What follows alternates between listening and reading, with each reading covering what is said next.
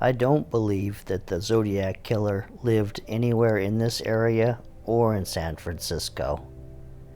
Why would you bring the police investigation or the crime to where you live? That doesn't make any sense. To me, what makes sense is, after the Lake Berryessa murder, he received a great deal of press and attention. And that's what he liked. That's what he wanted. That's what drove him.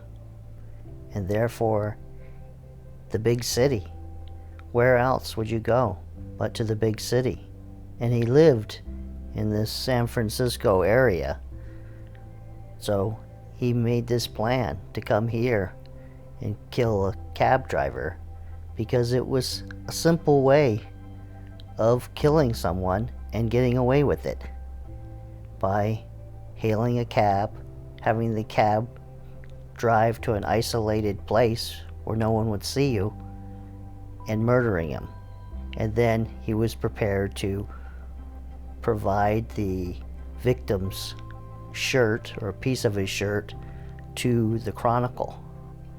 That's why, too, it shifted from Vallejo and the murders there to away from there into the big city.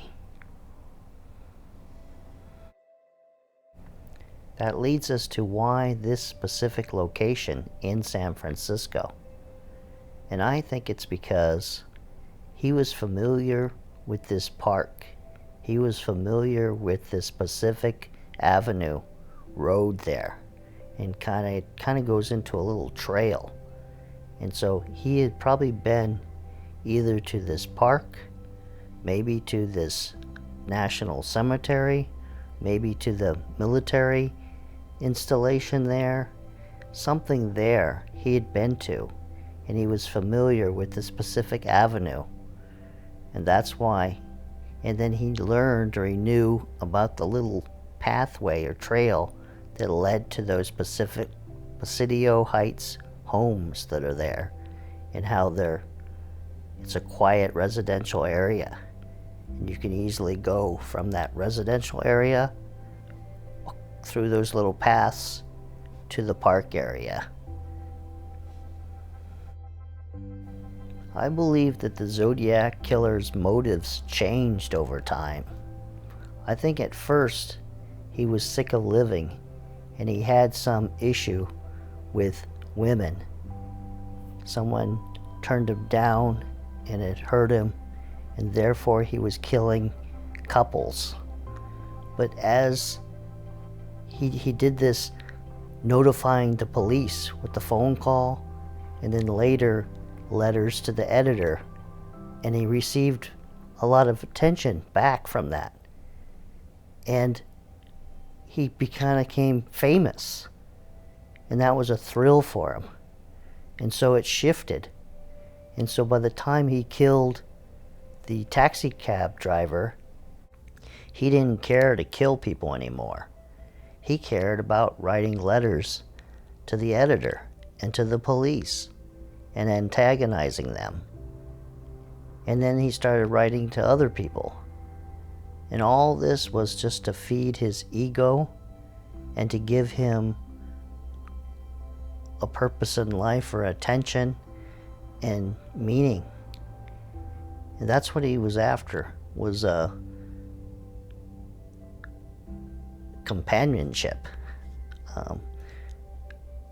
He was lonely before and hurt, and this whole thing gave him attention that he was seeking. But after the murder, he got so well known. And after this composite sketch of him, I believe he saw it, and it scared him. He could see it looks exactly like him. And now there was no way he could get away with another murder. He was going to have trouble moving about. So there's a good chance he moved away. Or maybe he just quit murdering and just stuck to writing harassing letters. And as if you know this case, he kind of sporadically wrote letters to the Chronicle, to the police, and so forth.